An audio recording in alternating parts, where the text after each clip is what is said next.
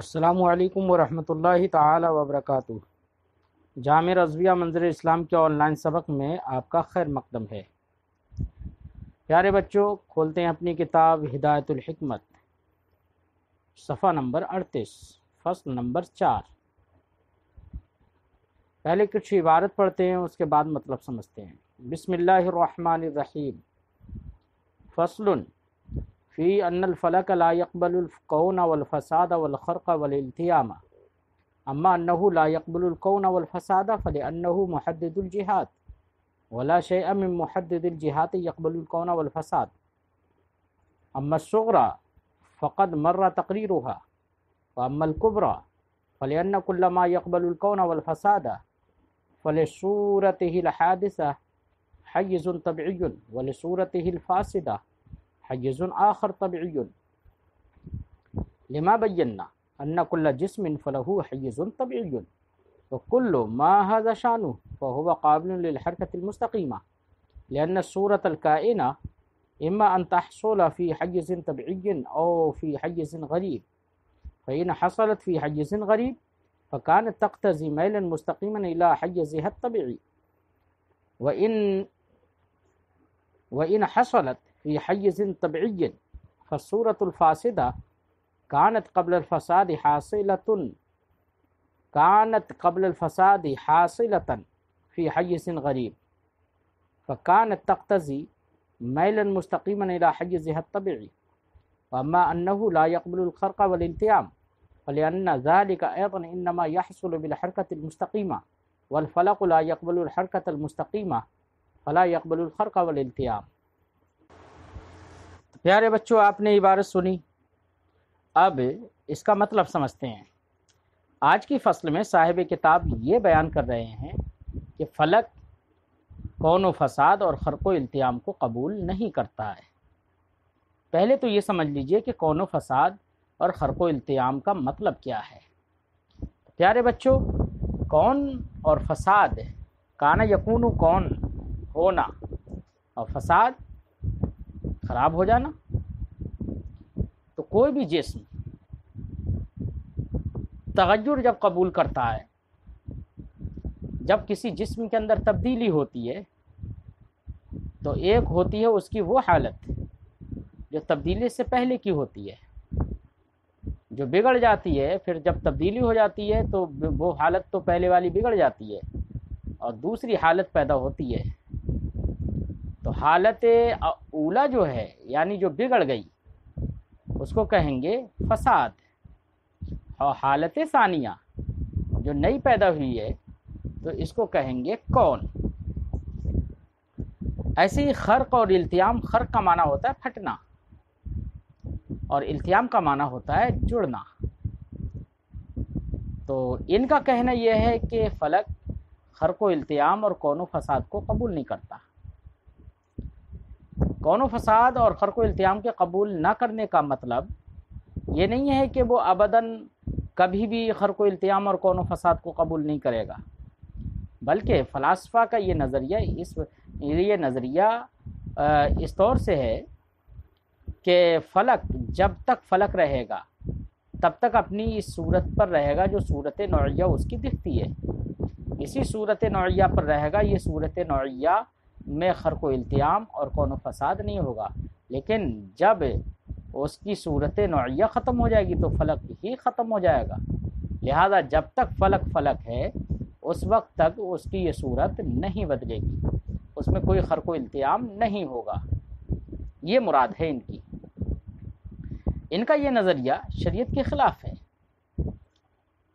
کیونکہ شریعت تو فرماتی ہے اذا السماء انشقت، جب آسمان پھٹ جائے گا۔ ایسے ہی شریعت نے فرمایا کہ یوم نطوی السماء کطی السجل للکتب، اور اگر آپ کہیں کہ اسی صورت نوعیہ پر رہتے ہوئے کون و فساد یا خرق و التیام کو قبول نہیں کرے گا تو شریعت اس کے بھی خلاف ہے۔ شریعت کہتی ہے کہ نبی کریم صلی اللہ علیہ وسلم کا واقعہ معراج ہے کہ سرکار دو عالم صلی اللہ علیہ وسلم معراج کے لیے گئے، آسمانوں کو پار کرتے ہوئے گئے اگر خرق و التیام نہیں ہوتا تو کیسے جاتے؟ تو پورا واقعہ معراج اس بات پر دلیل ہے کہ خرق و التیام آسمان میں جائز ہے۔ ایسے ہی حضرت آدم علیہ السلام ان کو جنت سے اتارا گیا، پورا واقعہ اس بات پر دلیل ہے کہ آسمان خرق و التیام کو قبول کرتا ہے۔ بات سمجھ میں آئی بچوں؟ ایسے ہی حضرت عیسیٰ علیہ السلام کو چوتھے آسمان پر اٹھا لیا گیا۔ اگر خرق و التیام یا کون و فساد کو قبول نہیں کرتا تو وہ چوتھے آسمان پر کیسے اٹھائے جاتے؟ بہرحال یہ نظریہ فلسفہ شریعت کے خلاف ہے۔ مزید دلیلیں دیکھنے کے لیے حضرت اعلیٰ حضرت علیہ رحمۃ و رضوان کی کتاب الکلمۃ الملہمہ کو ملاحظہ کریں۔ بہرحال فلاسفہ کا اپنا نظریہ ہے کہ کون و فساد اور خرق و التیام کو قبول نہیں کرے گا۔ ان کی دلیل ہے، ان کی اپنی دلیل یہ ہے، وہ کہتے ہیں کہ فلک محدد جہات ہے۔ آپ نے اس سے پہلے پڑھا کہ جہاد کا تعین فلک کی بنا پر ہوتا ہے، تو یہ لوگ کہتے ہیں کہ جب فلک محدد جہات ہے تو جو محدد جہات ہو وہ خرق و التیام کو قبول نہیں کرے گا۔ کیوں؟ وجہ؟ اس کی وجہ یہ ہے کہ خرق و التیام کو قبول اس لیے نہیں کرے گا کہ دیکھیے اگر، یا کون و فساد کو اس لیے قبول نہیں کرے گا کہ دیکھیے کون و فساد، کون و فساد میں ہوتا کیا ہے کہ ایک حالت سے تغیر دوسری حالت کی طرف ہوتا ہے۔ تو ایک حالت خراب ہوتی ہے، ختم ہوتی ہے، اور دوسری حالت پیدا ہوتی ہے، یہ تو ہے کون و فساد۔ تو جب فلک اگر تھوڑی دیر کے لیے مان لیں کہ کون و فساد کو قبول کرے تو ضرور فلک قابل حرکت مستقیمہ ہوگا، حرکت مستقیمہ کا قابل ہوگا، جبکہ آپ اس سے پہلے پڑھ چکے ہیں کہ فلک حرکت مستقیمہ کو قبول نہیں کرتا ہے، کیونکہ اس کے اندر مبدأ میل مستقیم نہیں ہوتا، وہ اس کے اندر تو صرف مبدأ میل مستدیر ہوتا ہے۔ تو حرکت مستقیمہ کو قبول کرے گا، اور حرکت مستقیمہ کا قبول کرنا ہے باطل۔ اب رہی یہ بات کہ حرکت مستقیمہ کو کیسے قبول کرے گا اگر اس میں کون و فساد ہو تو اس کی وجہ یہ ہے کہ اگر کون و فساد اگر ہوگا تو ضرور فلک اپنی پہلی حالت میں جس میں مطلب فساد ہو رہا ہے اس حالت کے اندر وہ کسی نہ کسی حیز میں ہوگا، کیونکہ ہر جسم کسی نہ کسی حیز میں ہوتا ہے۔ تو اب سوال یہ ہے کہ جس حیز میں تھا وہ حیز طبعی تھی یا حیز غیر طبعی یعنی حیز غریب تھی؟ اگر پہلی وہ حیز طبعی نہیں تھی بلکہ حیز غریب تھی تو اس حیز غریب کو چھوڑ کر وہ دوسری حیز طبعی کی اپنی حیز طبعی کی طرف جانا چاہے گا، اور حیز طبعی کی طرف جانے کے لیے مبدأ میل مستقیم چاہیے، لہذا اس کے پھر لازم آئے گا کہ اس کے اندر مبدأ میل مستقیم ہو جس کے ذریعے جو اس کو حیز غریب سے حیز طبعی کی طرف لے جائے، اور جب حیز غریب سے حیز طبعی کی طرف لے جائے گا تو یہ حرکت مستقیمہ ہو جائے گی، اور حرکت مستقیمہ کو فلک قبول نہیں کرتا، آپ اس سے پہلے پڑھ چکے، تو اس لیے یہ بھی باطل۔ اور اگر فلک اپنی حیز طبعی میں ہو تو حیز طبعی میں ہوگا تو پھر وہ دوسرے حالت کی طرف جائے گا، بدلے گا، وہ تغیر ہوگا اس میں فساد۔ تو اب ایسی صورت میں جب حیز غریب میں پہلے تھا تو اب پہلے حیز طبعی میں تھا تو اب دوسری حیز میں پہنچا تو وہ حیز کون سی ہوگی؟ حیز غریب ہوگی اب دوسری حیز۔ تو اب حیز طبعی کو چھوڑ کر حیز غریب کی طرف گیا تب بھی تو کوئی نہ کوئی میل، کوئی نہ کوئی محرک اس کو لے کر گیا ہوگا نا۔ تو اب ایسی صورت میں اس صورت میں بھی حرکت مستقیمہ کا قبول کرنا لازم آئے گا۔ اس لیے ان لوگوں نے کہا کہ فلک حرکت مستقیمہ کو قبول نہیں کرتا، اس لیے فلک کون و فساد کو قبول نہیں کرے گا۔ ایسے ہی خرق و التیام کو بھی قبول نہیں کرے گا، کیونکہ خرق و التیام میں کیا ہوتا ہے بچوں؟ ایک چیز کوئی پھٹتی ہے تو خرق کہلاتا ہے، اور جڑ جاتی ہے پھٹنے کے بعد تو اسے التیام کہتے ہیں۔ اب اگر کوئی چیز جڑی ہوئی ہے پہلے سے تو اب اگر آپ اسے پھاڑیں گے تو ضرور وہ اس کے دو طرف ہوں گے، ایک طرف ہو جائے گا، ایک دوسری طرف ہو جائے گا۔ تو ایک دوسری طرف ہوا، ایک دوسری طرف ہوا، تو یہی تو دونوں کے درمیان جو فاصلہ ہو رہا ہے یہی تو حرکت مستقیمہ ہے۔ تو اس صورت میں بھی تو حرکت مستقیمہ لازم آئے گی۔ ایسے التیام ہو، یعنی پہلے دو چیزیں الگ الگ ہوں پھر جڑ جائیں، تو ظاہر بات ہے الگ الگ تھیں تو اس ہیئت سے، اور جڑ جائیں تو اس ہیئت کی طرف وہ آیا، تب بھی حرکت مستقیمہ ہوگی۔ اور فلک حرکت مستقیمہ کو قبول نہیں کرتا، اس لیے فلک خرق و التیام کو قبول نہیں کرے گا۔ ان کا اپنا یہ کہنا ہے۔